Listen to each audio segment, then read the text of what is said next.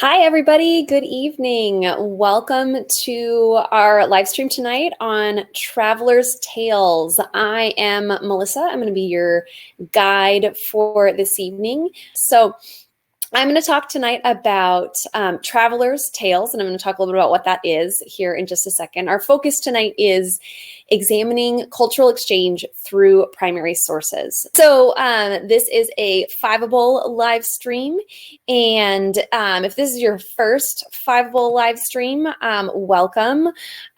We are a service that is aiming to provide support and enrichment for students primarily studying for AP exams. We've got a whole bunch of different subjects. This is AP World tonight. And we're, trying to make ourselves known out here on the internet. And so I'm really glad that you're here with us tonight. Three kind of big topics that I want to focus on tonight. First, what are Traveler's Tales and why should I care about them? It's kind of, if you have a Strayer, Ways of the World textbook in your class, shout out to Strayer. You may have seen this title. This is the title he uses to talk about these primary sources that we're going to look at tonight. But I particularly like this title for thinking about what we're reading and why we're reading it. I'm going to introduce you to three particular travelers from the 1200 to 1450 time period and give you a little background information on each of those travelers. But the main focus I want us to do tonight is practice analyzing documents. As much as possible, I want to get this interactive. I want to get you talking to me in the chat, and I'll guide you through what I'm thinking and seeing and hearing and all that good stuff. So let's dive right into it. What are Traveler's Tales? So first I'm going to start with some language that's directly from the College Board and the guidelines that they give to teachers in terms of things that we're supposed to teach students, things students are supposed to know. And it's this idea that as the exchange networks, the Silk Roads, the Indian Ocean Network, the Trans-Saharan trade networks, and the regional networks in the Mediterranean and other places, as they grew and intensified, people started to travel more places. It was easier and faster and safer to travel around the world. And so more people started to do it. And as more and more people are traveling, people are coming back home and writing and publishing works about their travels and their experiences. And these documents, these travelers' tales, can be really useful primary sources in thinking about the time period broadly, 1200 to 1450, but also thinking about the ways that people are connected to each other through these networks of exchange. So as we're looking at primary sources around this topic in particular, there's really two questions that we want to be asking every time we see a primary source. And these are good questions no matter the topic, but for this topic in particular, these are great questions to ask. And the first is, what does this tale or document more broadly, what does this tell me about world history? Because as we read these, we can make connections to things we already know about world history. We can confirm details that your textbook may be presenting. We can learn new information about world history as we look at these documents. The second question, though, is really important as well, because it's, what does this tale or this document tell me about the traveler, the person themselves, and his or her views of the world? Because one of the things that's really interesting about these travelers and their writings is that they are very personal. They're writing about their own experiences, traveling in new places, encountering new cultures, seeing new things, and sometimes their experiences and their observations are really like direct and clear and factual. But like anybody's writing, a lot of times this personal experience is colored by their own view of the world. And so we can learn a lot about the person and even the culture that that traveler comes from, as much as we can about the places that they're traveling to. So there's kind of dual observations and analysis that happens with these documents, which is really cool and interesting and fun, but is also a little bit challenging, which is why I'm here with you tonight to help you walk through it. So we got 3 travelers in this stream that we're going to focus on. The first is somebody that a lot of you have probably heard of, Marco Polo. I'll tell you a little bit more about him, try and separate some fact from fiction about Marco Polo a little bit later. Our second traveler is Ibn Battuta, who your teachers may have talked about. I certainly love to talk about Ibn Battuta because he's a really famous traveler from this time period. But if you've never heard of him, now's your chance. And just to round it out, I also am going to bring you Margery Kempe. She represents a female perspective, which is something we don't always get in world history, especially in this 1200 to 1450 time period.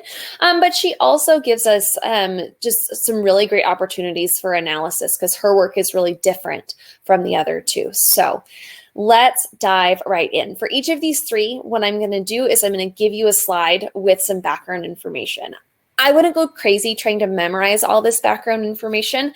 I just want you to feel comfortable and like you have some background knowledge before we start analyzing the text of these 3 particular authors. So I'm going to give you a slide with some background info, talk you through a few things that I think are worth knowing about each traveler, and then I'll show you a document. It's a short excerpt, 1 or 2 paragraphs from these authors' famous travel writings, and we'll take a look at those together, answer some questions, analyze together. Cool? All right, chat is really quiet out there. So again, feel free to ask your questions in the chat or the ask a question box as we're going. Anything you want to know about, it's great to ask because if I don't get to the answer quickly enough, someone else in the chat might know.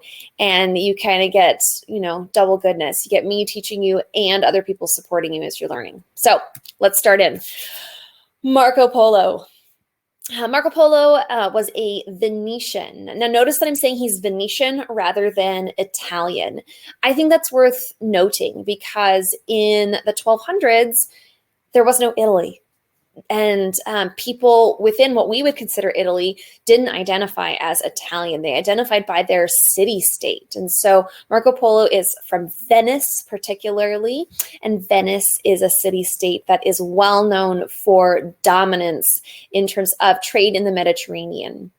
And he was born into a merchant family. The Polos were well known in not just Mediterranean trade, but long-distance trade throughout Eurasia. So Marco Polo, as a young man, travels with his uncle across Eurasia. He winds up spending about 17 years in Mongol-controlled China. And if you attended our stream about the Mongols, or if you've learned about the Mongols in class already, you know that the Mongols were big promoters of trade. They made trade really safe. They made trade really easy. And so the Polos were able to travel in Mongol-controlled China even as foreigners without really being worried about their safety. When he came home, he got caught up in some political infighting between the city-states of Venice and Genoa. He gets thrown in prison by the Genoese. And in prison, he starts telling his stories to a fellow prisoner. And those stories get recorded, get written down, get published as The Travels of Marco Polo, which is his famous book. The controversy about Marco Polo is largely about the accuracy of his account. There's a lot of disagreement and debate among scholars about what he really did, what he really saw, and how well he really understood what was going on as he was traveling. It's entirely possible that some of his stories are not his own experiences, but they're secondhand retellings. So stories he heard from someone else and then passed along that got included in the book because they were really good stories and he wanted to include them. Other stories of his that are kind of fantastical or wild may just be misinterpretations of his own experience, and we'll talk about that when we look at his document. Other stories are probably just made up because they sound really cool. And if you're trying to create a book, whether you're Marco Polo or his prisoner buddy, if you're trying to create a book that's going to sell a lot of copies, you're going to want stories that sound cool, whether they're true or not. Scholars have generally concluded that the broad outline of Marco Polo's text is true. He really did go on a journey. He really did spend time in Kublai Khan's court. He really was in China, even if some of the elements of the stories are false. Broadly, Marco Polo's writings are characterized by exaggeration, by omissions of things that are somewhat surprising, and by fairly fantastical tales. the upshot of this is that other Europeans who read his writings were inspired to also travel to Asia, to travel specifically to China, in the hopes of seeing and experiencing many of the same things that Marco Polo saw and experienced. I've even heard it claimed that Christopher Columbus had a copy of the Travels of Marco Polo on his voyage across the Atlantic. He was so inspired by the tales of China that that's what he was aiming for when he set off across the Atlantic. Whether that's true or not, the fact that that story exists really tells us how inspirational Marco Polo was. So let's dive in to an excerpt from his document. I'm going to put up the excerpt on the screen, and then I'll also read it out loud because I know some of you are on really small screens and can't necessarily see it as well. But if you've got your Google Doc downloaded or printed out, it's going to be just the first document on that page. So here it is. It says, so first, you'll notice in the source line at the top, I didn't copy it directly onto this slide, but this in particular is from the Travels of Marco Polo. In this particular part is describing his visit to the city of Hangzhou, which is a large city in China. So here's what it says. Both in their commercial dealings and in their manufactures, the people in Hangzhou are thoroughly honest and truthful. And there is such a degree of goodwill and neighborly attachment among both men and women that you would take the people who live in the same street to be all one family. And this familiar intimacy is free from all jealousy or suspicion of the conduct of their women. These they treat with the greatest respect, and a man who should presume to make loose proposals to a married woman would be regarded as an infamous rascal. They also treat the foreigners who visit them for the sake of trade with great cordiality and entertain them in the most winning manner, affording them every help and advice on their business. But, on the other hand, they hate to see soldiers, not least those of the great Khan's garrisons, regarding them as the cause of their having lost native kings and lords. So, I'm seeing that some of you are having trouble accessing the resources. I don't know. So my screen has them showing up. If you are a Fiveable Plus member, you should definitely have access to those resources. I don't know about free members. I would think the resources would be there, but I'm not sure if they're not showing up or not. I do know that students from my school, if you're in Mr. Underland's class, you got a copy of this in class, so you probably have a hard copy. Otherwise, though, like I said, I'll talk you through it and help you see what I'm seeing in the documents as well. But if you are not from my school and you don't have a hard copy, if you're in Fiveable watching the live stream, if you just scroll down below where the video is, there's a whole list of resources. The very topmost one are the excerpts here. So see if you can track that down. So as you're reading this text, right, we want to think about our questions. And I broke our 2 questions into 3 questions just because it allowed me to highlight a few different items in this text. So I'm going to pop the questions up, and then I'll pop back over to the document itself for those of you who don't have the document in front of you. So our 3 questions that we want to look for. Number 1, what does this text tell us about world history in the 13th century, right? We know that this is one person's personal experience. And so not everything he says is going to be as useful as everything else. But there are some elements in this text that can be really helpful in thinking about world history generally, thinking about China during this time period specifically. So I'm going to highlight those things in yellow on the next slide.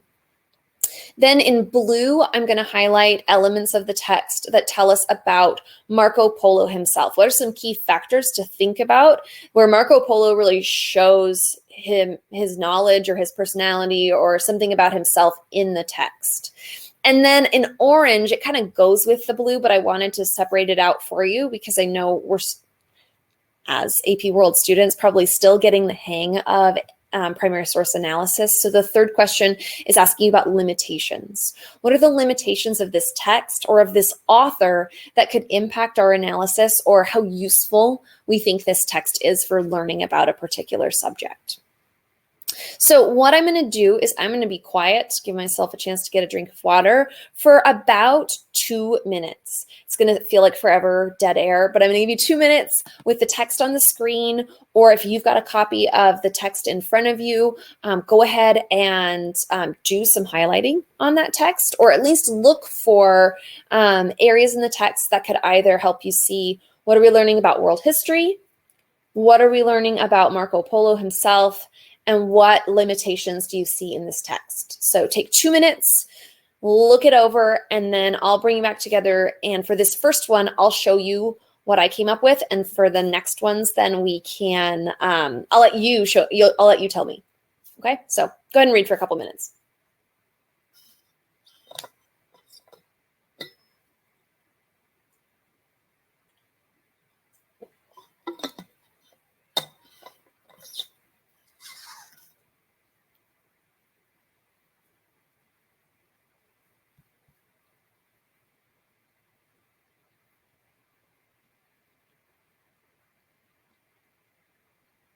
Desi's already chiming in with some observations from the text. That's awesome. Feel free to chime in, but also don't panic if you're like, I'm not sure yet.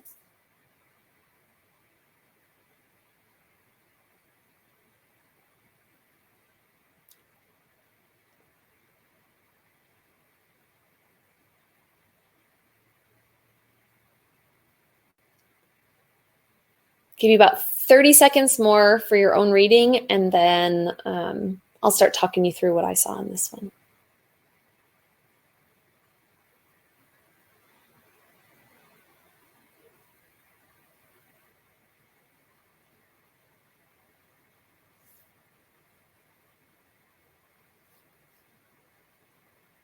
All right, so our 3 questions. What does it tell us about world history? What does it tell us about Marco Polo? How is this text limited in a way that might affect our analysis?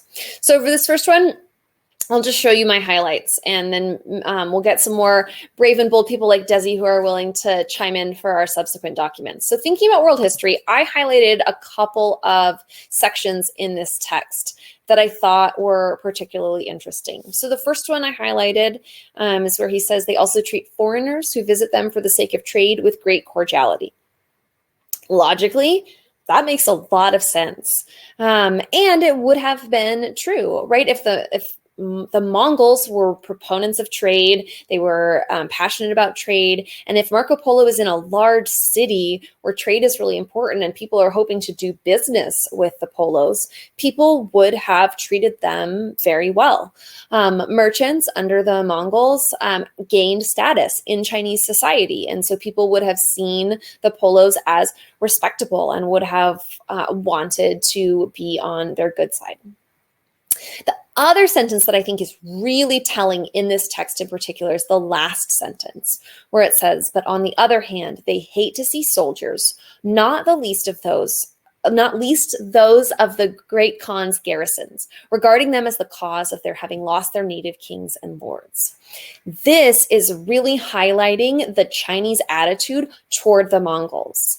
In general, Marco Polo is really positive about everything in his writings. And you can see that as you look, kind of earlier in the text. He is saying really nice stuff. He thinks that everything's great and beautiful and wonderful. So when he makes an observation about political tensions, it's like blatantly obvious. It must have just been smacking him in the face because he's not big on political commentary most of the time. But we do know from other sources that the Chinese really resented Mongol rule. They saw them as foreigners and as illegitimate rulers in a lot of ways. And so having Mongol soldiers in their towns, in the streets, might have really stirred up resentments among Chinese people that would have been obvious even to foreigners. So for me, that's something that I would highlight as something I can take about world history from this text in particular. Our second thing we were looking to highlight was, what do we know about Marco Polo himself? So here's my blue highlights for this particular document. And before I dive into this, I'm seeing Parthana saying, isn't this text written from an economical point of view? Yeah, Marco Polo is a merchant, and that is definitely something that I highlighted as something I notice about Marco Polo. He's talking about commercial dealings. He's talking about getting help from all of these really kind people in business. Something we should know about Marco Polo is that he is a merchant and that he would have had a lot of knowledge and experience about trade and economics. Maybe not like big picture economics, economic policy of a government, but of trade and economics in daily practice. So when he describes those things, they are likely to be some of the more accurate and specific things that he's going to describe. Whereas other things he's going to be less knowledgeable about potentially. So Faye's asking, quick question here. I thought that the Mongols in many Chinese eyes had the mandate of heaven. Were these people nobles? It's unclear in this text exactly who Marco Polo is talking about. And the Yuan rulers claimed to have the mandate of heaven. And certainly they had enough support from enough people to maintain that claim for the time of their rule. But many scholars, nobles, and other people whose positions were reduced because of the Mongol invasions saw the Mongols in a much different light. And so Marco Polo, as a wealthy merchant, likely interacting with other wealthy people, might have observed that tension there. People are also noticing the treatment of women in this document, which is really interesting. And it is, I think, telling that Marco Polo notices that. But you're right, Ben. He is describing the treatment of women based on his own standards. He isn't likely to have, and so this is where we get into limitations. He isn't likely to have a good understanding of Chinese social expectations for men and women. He isn't likely to have a good understanding of Mongol expectations for men and women. So everything he's describing, he's taking through his own perspective.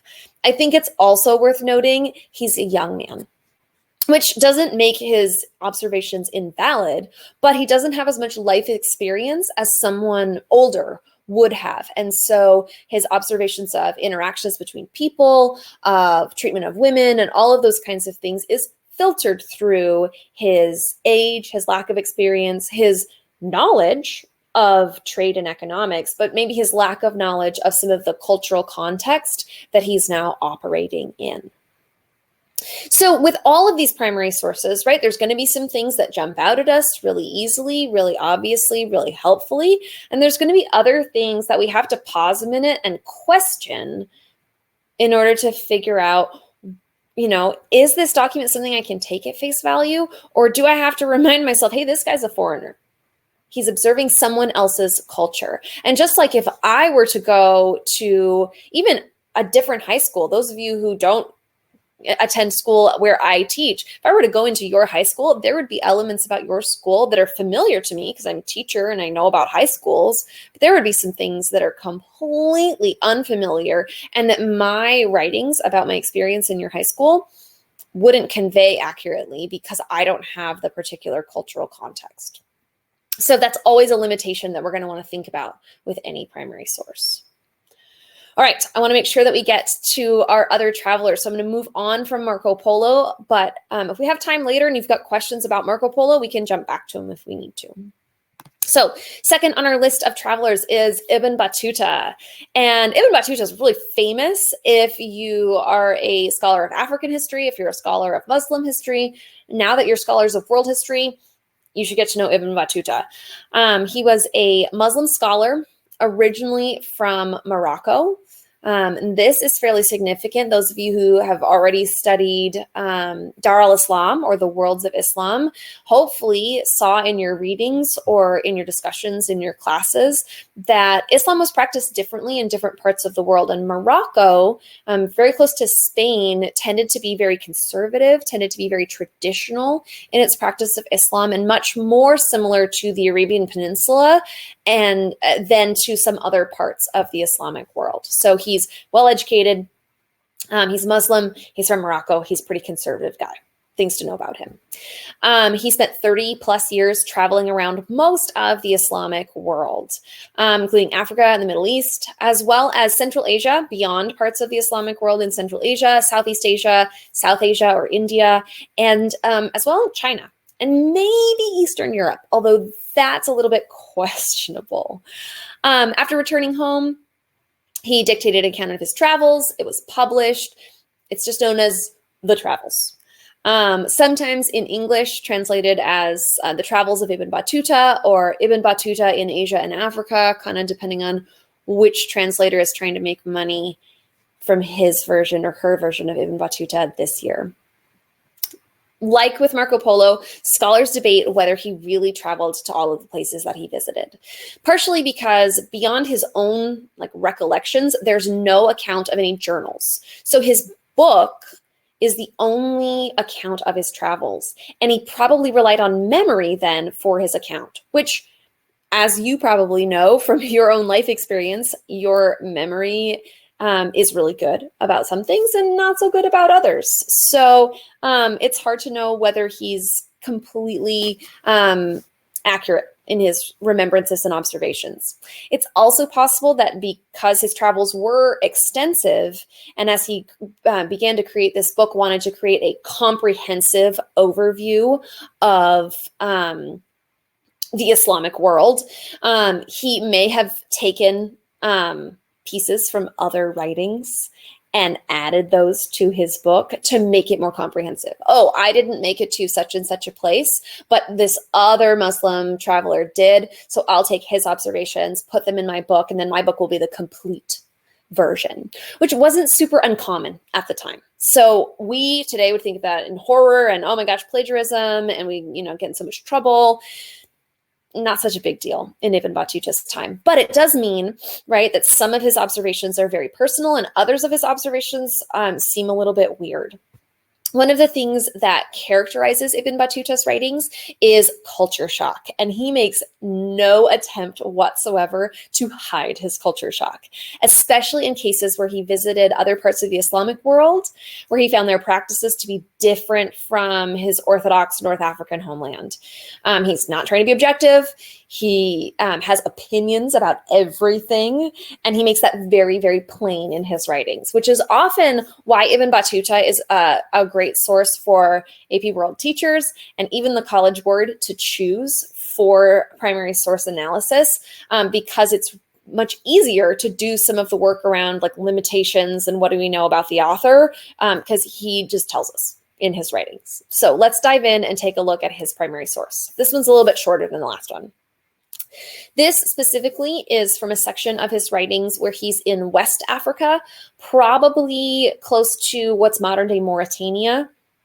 Although the names of African kingdoms today have the same names as African kingdoms of the past, but they aren't always in exactly the same location.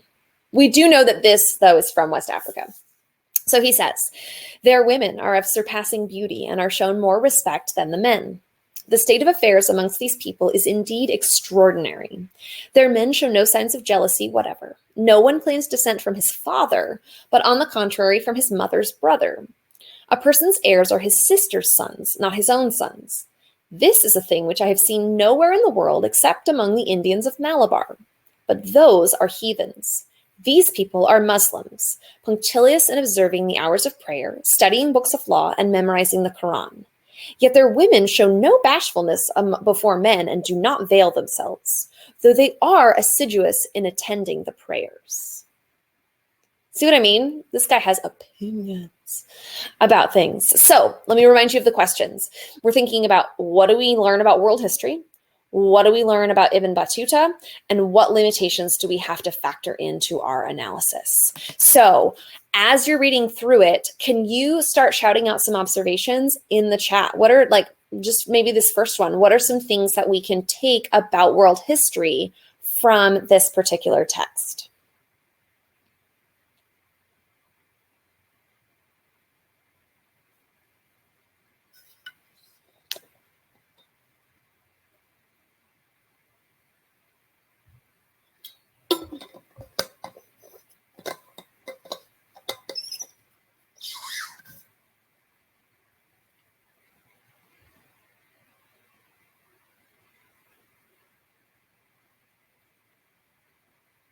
Okay, I'm seeing a couple of responses here. Africa took in Muslim culture and improved upon it. Certainly, I don't know if Ibn Battuta would see it as an improvement, but we can, as world historians, notice in this text that that in Africa, Islam comes into a place and is blended with indigenous traditions and cultural expectations. Yep. It seems extraordinary to him that women have so many rights and control so many things, yet he doesn't seem to be unhappy or overly critical of it. This shows a religious point of view and how everyone who's not a Muslim is like bad, which it shows in the text because he calls them heathens. Yeah. So these are all great observations that people are making. I want to point out a couple of things that I highlighted as well, and then talk a little bit about what you noticed. So one thing that Ibn Battuta describes that is like a specific historical detail we could take from this text, this idea that no one claims descent from his father, but on the contrary from his mother's brother, that section there. What Ibn Battuta is describing is what's known as a matrilineal society. So not matriarchal, it's not that women are necessarily in charge, but that women are like the primary purveyors of like family inheritance. And so this is actually somewhat common in West African societies. It's also common in parts of South and Southeast Asia. So Ibn Battuta's observations here confirm the observations, or are confirmed by the observations of other scholars who also traveled and experienced these same parts of the world, as well as the histories and the writings of the people of these parts of the world themselves. So Ibn Battuta is making a factual observation here about matrilineal societies. He's also making an observation about how women in this culture practice Islam. Women show no bashfulness before men and do not veil themselves, though they are assiduous in attending the prayers. And it's interesting here because we use the word extraordinary to mean almost always a positive thing. Ibn Battuta does not. When that word that's translated extraordinary means like mind-blowing. Like I can't even conceive of a place that is so crazy like this. And this isn't the first time in world history that we see matrilineality, but this, because it does predate Ibn Battuta's writings, but this is definitely something that he observes that's worth noting as existing in world history at that point. So matrilineality, remember, is where your family line, that word line in matrilineal, means your family line comes through your mother's family. So you don't take your father's last name, you take your mother's last name. Women don't go to live with their husbands' families when they get married. Men come and live with their wives' families when they get married. That kind of a thing. That's what matrilineality is. But going back to Ibn Battuta's opinion about this, he is not impressed. He thinks that this is crazy bonkers. Like extraordinary does not mean good to him. And as he's talking about the women not showing bashfulness and not veiling themselves, he's horrified. That's why that word though that I've highlighted there is in there. He's observing though, the fact that there's a blending of indigenous tradition and Islam. So these women are behaving in a way that he thinks is crazy because it's the indigenous tradition of their part of the world, not what he's used to or what he expects. But at the same time, these women are also praying 5 times a day and they're devout Muslims. And he's really confused by this. Which kind of leads us into thinking about, right, like what would we highlight about Ibn Battuta himself, right? He's saying it's extraordinary. He thinks it's crazy. He's calling people heathens because they're not Muslims. He has, he's very surprised, right? I said culture shock. He's in culture shock. He doesn't have a lot of prior knowledge about West Africa before he goes there. And so he's just seeing these things for the first time. He also has a pro-Muslim bias. Especially for people who practice Islam the way he thinks they should, right? Which includes things like praying at the right times, studying the law, memorizing the Quran.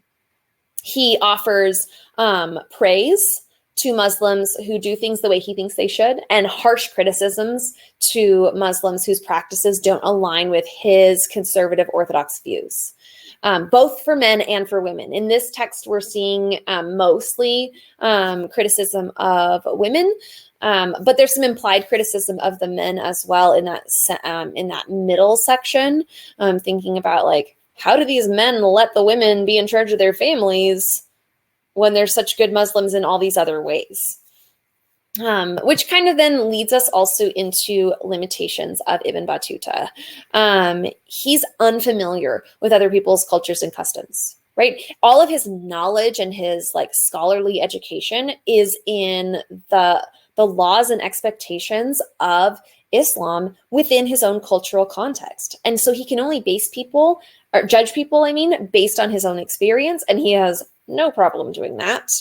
His writings are very focused on what he finds interesting, which is generally the things that he finds shocking and horrifying, rather than reporting on like general day-to-day business. He's not a businessman like Marco Polo, so he's not going to tell us about trade and merchants. He doesn't care about those things. He doesn't think his audience is going to care about those things.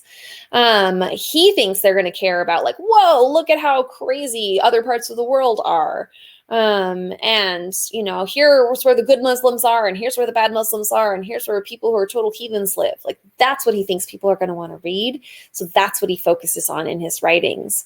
And so we then can learn about things like cultural blending. We can learn about traditions that differ in different parts of the Islamic world. His writings are really useful for that. His writings are not so useful for trying to understand things like politics, trade. He's good on the cultural stuff, not so good maybe on some of those other themes that you might want to be looking for. Before I jump into Margery Kempe, because she's a wild one, questions about Ibn Battuta.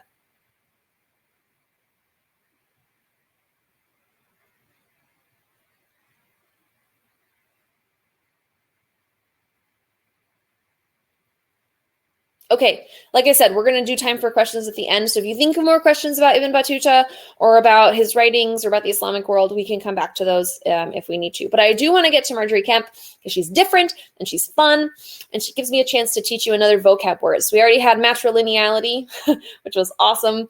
We already talked about the fact that extraordinary doesn't always mean good.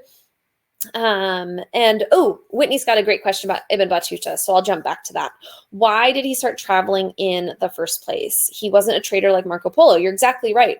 He traveled for the purpose of seeing the Islamic world. He wanted to go and see as much of the Islamic world as possible. He did go on the Hajj, and that is part of his travels, but his travels were considerably more extensive, Sunny, than just the Hajj. So he's going to go a lot of different places, in part to gather knowledge as a scholar and to write a book and get famous. Also, Ibn Battuta, I love this about him, managed to basically travel for free all the time. Other people paid for his stuff. So he's kind of like an Instagram influencer who is like, hey, I'll post about this on my feed if you'll let me stay in your fancy resort for free.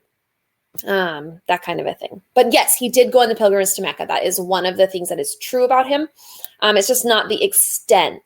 No, he's not. So Mansa Musa went on the Hajj. He's a famous West African king. Ibn Battuta's travels were throughout West Africa and East Africa and the Middle East and Central Asia. He went to India. He talks about Malabar. He went to possibly the Maldives in the Indian Ocean. He may have gone as far as China. He may have gone as far as parts of like modern day Russia or Eastern Europe. His travels were much more extensive. Margery Kempe, on the other hand, so I'm going to jump to her now. She doesn't travel as widely as either Marco Polo or Ibn Battuta, but she gives me a chance to talk to you about mysticism. This is a word that comes up fairly frequently in AP World textbooks, but it is rarely defined. So let me tell you about Margery Kempe and what mysticism means generally and what Christian mysticism looks like for her. Mysticism is the practice of a religion that is focused on the physical or sensory experience of the divine. So mysticism is your practice of religion that's not intellectual and not purely emotional, although emotions are a big part of it, but it's really about the senses and the physical experience of closeness with whatever your religious divine experience might be. So Buddhist mystics are going to be having a divine experience of enlightenment. Sufi Muslim mystics are going to have an experience with Allah. Jewish and Christian mystics are going to have a physical or sensory experience with their one God. And when I say physical, I mean like your physical senses, visions, auditory, I don't want to call them visions, and I don't want to call them hallucinations, because this isn't the same as mental illness. This really is about like an enhanced emotional state and a divine experience for people. But things that you see, things that you hear, literally like smell, taste, and touch becomes a big part of religious experience for mystics. And in the Christian world, mysticism was much more popular among women because they lacked access to scholarship and traditional religious interpretation. It was almost entirely restricted to priests who were all male. And so for women who wanted to have a more powerful spiritual connection, mysticism was a culturally appropriate way to do that. So she's a mystic, which means you should know there's a lot of crying in Margery Kempe's writings. It seems like, oh my gosh, what a stereotypical girly thing. But in her cultural context, it was the very expected part of female mystical worship practices. Women would go into ecstasies over taking communion, for example. And Margery Kempe is not exceptional by any means in the Christian mystic world. Her travels are primarily restricted to Europe and the Middle East because her travels were not economic like Marco Polo's, and they weren't fact-finding and scholarly like Ibn Battuta's. Hers were religious. She went on pilgrimages. She went to Rome, the seat of the Catholic Church. She went to Jerusalem, a holy city for Christianity, and she traveled the pilgrimage to Santiago de Compostela in Spain, which is a significant pilgrimage walk that you can actually do today still. And so her religious pilgrimages means that's taking her to religious sites. She's very focused on religion while she's writing. One thing that's significant about her and makes her particularly worth including is that her writings might be the first autobiography written in the English language. She is telling about her own experiences. It's written in Old English. I'll show you a picture of it right here. So you probably, even if you could decipher the handwriting, probably couldn't read that because most of us don't speak Old English. But this is one of the first times where someone is writing a personal experience in the English language that we have remaining records of. However, in our 2019 era, we think of autobiographies as being first person. Hers is written in the third person, which may surprise you on the next slide. So I just want to give you that disclaimer as we read a little bit from the book of Margery Kempe. This is her description of the first time she saw Jerusalem. She's been on the road for a while. It's chapter 28 in the book. She's finally made it to Jerusalem, and this is her first experience seeing Jerusalem. And so they went forth into the Holy Land till they might see Jerusalem. And when this creature, that would be Margery, saw Jerusalem riding on an ass, a donkey, she thanked God with all her heart, praying him for his mercy, that like as he had brought her to see this earthly city, Jerusalem, he would grant her grace to see the blissful city, Jerusalem above, the city of heaven. Our Lord Jesus Christ, answering to her thought, granted her to have her desire. So basically, she's having a vision of the heavenly city while she's in the physical city of Jerusalem. And then for joy that she had and the sweetness that she felt in the dalliance or the experience of our Lord, she was in point to have fallen off her ass, for she might not bear the sweetness and grace that God wrought in her soul. The twain pilgrims of Dutchmen went to her and kept her from falling, of which one was a priest. And he put spices in her mouth to comfort her, supposing she had been sick. And so they helped her forth to Jerusalem. And when she came there, she said, Sirs, I pray you, be not displeased, though I weep sore in this holy place, where our Lord Jesus Christ was quick and dead, meaning alive and dead. So Margery Kempe is different from the other two, right? She is much more emotional. She's writing in a very different style than the other two. But we want to tackle her the way that we would the other two. So our questions we're thinking about, what does this text tell us about world history? What does the text tell us about Margery? And what are the limitations of this text and author that might impact our analysis? And while you're thinking about that, I want to answer a quick question here in the chat that asks, how was her book published since women didn't have rights like men? Great question. She dictated her autobiography. So she spoke it. She didn't physically write the book. She dictated it to a priest friend of hers. So he wrote the book, and it was lost for a long time. It was probably originally published because Christian mystics were popular enough among people that the books were published and physically written and distributed to a somewhat limited audience. But there are a number of women from this time period who had books written. There's a particularly, there's a famous Julia of Norwich was a famous Christian mystic that actually Margery Kempe went and visited. She writes about that in her book. There's some Italian Christian mystics, some of whom become saints later as well. So it wasn't super uncommon. While women didn't have as many rights, didn't have the same kind of economic status to make money off of these books, it was possible to get a book published even in Europe by the 1400s. Margery Kempe's book disappeared for a while and was rediscovered by a scholar in the 1800s, which is part of the reason we have it today, is because someone found it, recognized its historical importance, and brought it to us. So her writing's a little bit tougher, but what does she tell us about world history? What can we find in there? Jerusalem was a sacred land that many wanted to cross. Is there a reason as to why it says Jesu instead of Jesus? It's Latin. And the translator, she, as a Catholic, would have known that much Latin, even if she didn't speak it fluently. And probably the translator wanted to preserve that element of her speech. That's why it says Jesu. But yeah, Jerusalem is a sacred land. We know that it's an important pilgrimage site for other people. Absolutely. I want to point out a couple of other things historically in this text. The two guys who help her when she falls off the donkey, they're Dutch pilgrims. They're from the Netherlands.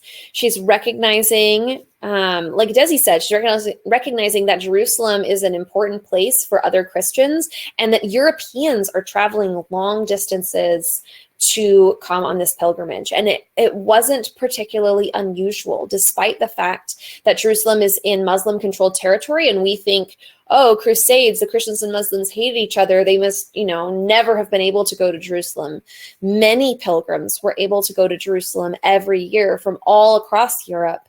And so Margery is being joined by people who are also traveling for the same purposes. I also think it's interesting that when they think that she's sick, they put spices in her mouth. Food and medicine are often one and the same in the 1400s, so we see evidence of that practice happening here. And Javier's already jumping us into thinking about Margery Kempe herself and some of her limitations. So we can see from the language that she uses about the Holy Land, about our Lord Jesus Christ, she is a Christian. She is a devout Christian. She's not making an attempt to be neutral or unbiased. She is describing her physical, daily experience of riding into the city right alongside her religious experience of having this emotional encounter with God. And to her, those things are equally important and valuable. And that's something we want to recognize in her writing. I'm seeing some people respond to the idea of bias. And in some teachers' classrooms, right, that word is just straight up banned, and for good reason, because bias probably isn't the most important thing about her as it is to recognize how important religion is for her and that she's not trying to give us a neutral perspective. It also, right, gives us some of her limitations. She's talking so emotional and spiritually. She doesn't know much about the economics. She doesn't know much about the politics, or at least if she knows those things, she's not writing about them in her text. So if we were going to use Margery Kempe as a text about Jerusalem in the 1400s, we would want other sources from different kinds of people to support or to qualify any conclusions that we're getting from Margery Kempe, because she's going to give us a lot of very personal and very religious understandings.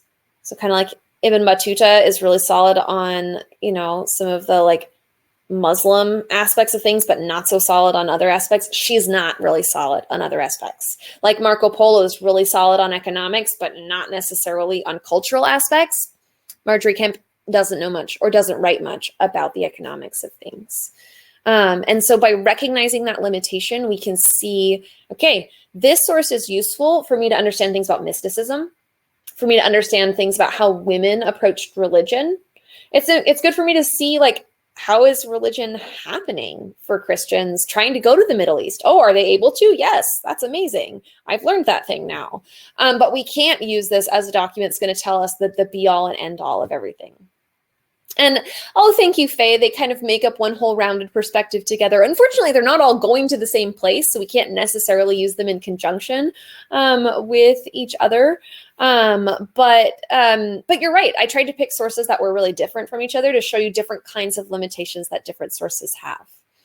And you're right, Michael, that Margery Kempe, we learn more about her than we do about about Jerusalem.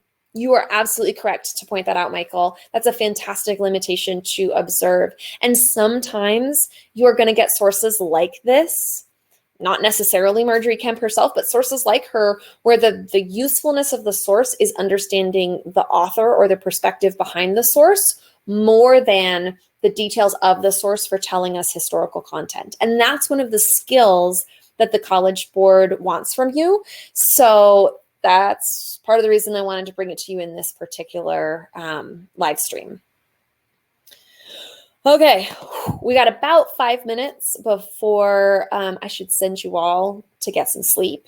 So let's do some questions. If you've got questions, now's a great time to ask them. You can just pop them in the chat. There aren't so many of us that we need to use the question box necessarily. So if you've got questions about travelers or primary source analysis, I'm here for a few more minutes and I'd love to answer some questions for you.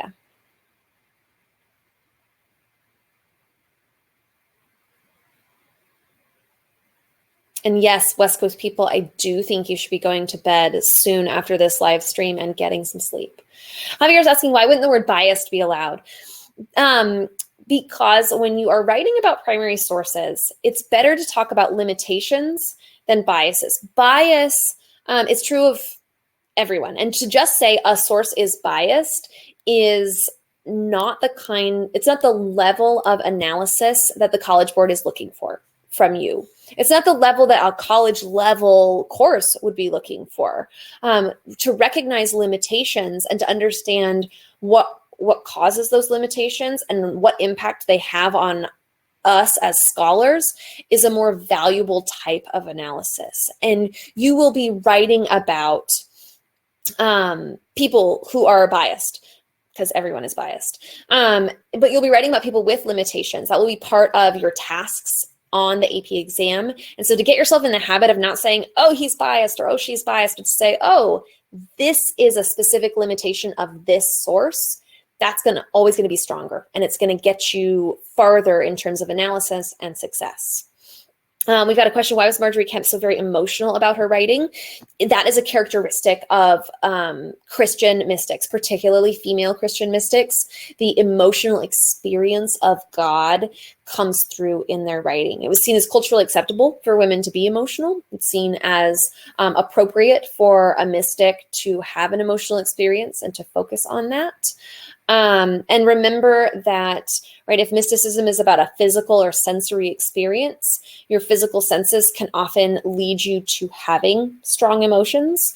If you have ever had the experience of smelling something that reminds you, that causes you to think of a memory, and sometimes it brings up feelings for you, a really good smell or a really distinctive smell, that smell of grandma's house, and however you feel about grandma, you often, when you, oh, I smelled that, and now I'm thinking about my grandma, and now I'm thinking about how I haven't written my grandma an email in a long time, and I'm feeling kind of bad about that, or whatever.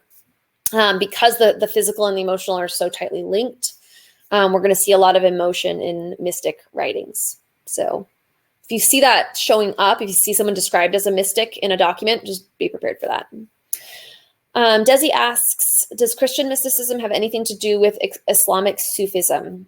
Only to the degree that mysticism is about a physical experience. I'm not as well versed in Sufism, but I do know that the practices I'm familiar with in Islamic mystic traditions are very much about creating a physical state that allows a person to experience Allah, as opposed to simply reading the Quran or learning Islamic law. So Muslim scholars like Ibn Battuta would be like on one far end of the spectrum, and mystics like the Sufis or Margery Kempe in the Christian tradition would be on the far other side of the spectrum, from like intellectual to emotional. Nicholas, was Ibn Battuta a Muslim? And if so, why did he consider those people heathens? Let me pop back to that Ibn Battuta slide so that I can show you what I'm talking about here. So Ibn Battuta says, he's describing West Africa, and he's describing the matrilineal society. And he says, I've seen this nowhere in the world except among the Indians of Malabar. So he says, the only other place in the world where I've seen people living like this was in India. And those people, the Indians of Malabar, were heathens, in his words, non-Muslims. And he's trying to make a contrast. He's trying to point out to his readers that these folks in West Africa are Muslims. And so it's extra surprising that they live their lives so differently from what he expects. So yes, he is a Muslim, and he's considering the Indians of Malabar as heathens because that community wasn't Muslim, or at least in his view, not properly Muslim enough. We would have to see that particular piece of text from his writings there to know exactly who those folks were. Malabar is kind of a unhelpful term for us today, but yes, he is a Muslim. Yeah. So if this stuff was on the exam, how would you answer it in the exam, or would it be a complex sentence? Or, okay, great question. So if one of these documents shows up on the exam, it really depends on what you're being asked to do with the document. Sometimes you're going to be asked to use the document like in a short answer question or a multiple choice question to identify details about world history. And so all you'd want to do is find a detail about world history and connect your answer to that in some way. On a short answer question, you might explicitly be asked, what is a limitation of this source? And then you could say, one major limitation of Ibn Battuta's writings is the fact that he is a conservative Muslim from North Africa and lacks experience with other cultures. And then you could explain why that's significant and how that impacts your writing. So in all likelihood, you're going to want to do this over multiple sentences rather than any one individual sentence for this kind of analysis. Sunny also brings up the point, you'd think that he would be nicer considering they paid for his travels. Yeah, he's kind of a jerk to everybody all the time in all of his writings. And it's hard to know how much of that is just like his memory and his writings about it, and how much of it he was like that in real life. We don't know. It's also true that as a visiting scholar, he would have been seen as a very distinguished guest. And so the expectations of hospitality would have required other people to be nice to him, even if he was kind of a jerk. Faye's wondering about whether any of these, I'm guessing you mean these particular travels, were they affected by the plague?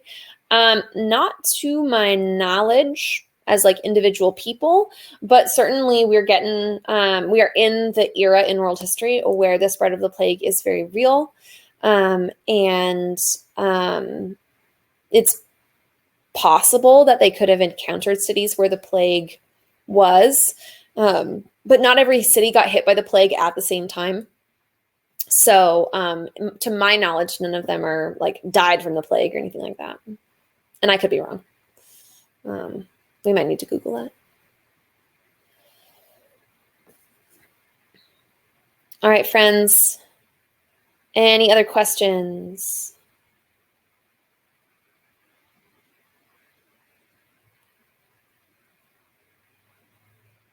You were an awesome community out there tonight, live streamers. I appreciate you showing up live for this.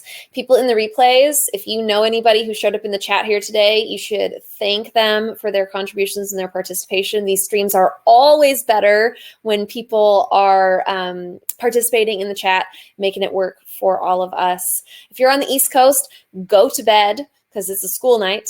Any of the other time zones, take care of yourselves, be responsible. And OHS folks, I'll be around during bear time tomorrow. If you have more questions, you can come see me. Bye.